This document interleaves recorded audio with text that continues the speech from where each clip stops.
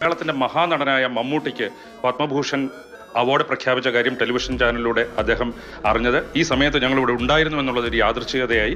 ഇപ്പോൾ അദ്ദേഹം നമ്മളോടൊപ്പമുണ്ട്, മാതൃഭൂമി ന്യൂസിനോടൊപ്പമുണ്ട്. ഇപ്പോൾ ഇത് പെട്ടെന്ന് ഒരു പ്രതീക്ഷിക്കാത്ത ഒരു കാര്യമാണ്. അതെ അതെ, സന്തോഷം. എന്താ പറയുന്നത്? അല്ല, ഒരുപാട് പുരസ്കാരങ്ങൾ കിട്ടിയിട്ടുണ്ട്. ഇപ്പൊ രാജ്യത്തിന്റെ തന്നെ മറ്റൊരു പുരസ്കാരം കൂടെ കിട്ടുകയാണ്. പിന്നെ രാജ്യം ആദരിക്കുക എന്ന് പറഞ്ഞാൽ അതിനേക്കാളും വലിയൊരു ആദരവില്ല. സന്തോഷം. ഇന്ന് സംസ്ഥാന ചലച്ചിത്ര അവാർഡ് വാങ്ങാൻ വേണ്ടി തിരുവനന്തപുരത്ത് വന്നപ്പോഴാണ് ഈ ഒരു അവാർഡ് കൂടി, രാജ്യത്തിന്റെ ഒരു അംഗീകാരം കൂടി കിട്ടുന്നത്. സന്തോഷം, അതിസന്തോഷം.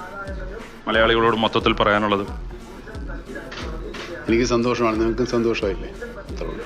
ഇപ്പോൾ വലിയൊരു സന്തോഷം. ഇപ്പോൾ മലയാളികളെല്ലാം ഒരു മമ്മൂക്കയോടൊപ്പം പ്രാർത്ഥനയോടെ ഉണ്ടായിരുന്നു. അതിനുശേഷം കിട്ടുന്ന പുരസ്കാരം എന്നുള്ള രീതിയിൽ ഒരു ഇരട്ടി സന്തോഷം തോന്നുന്നുണ്ട്.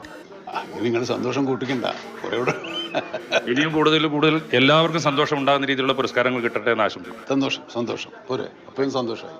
Thank you.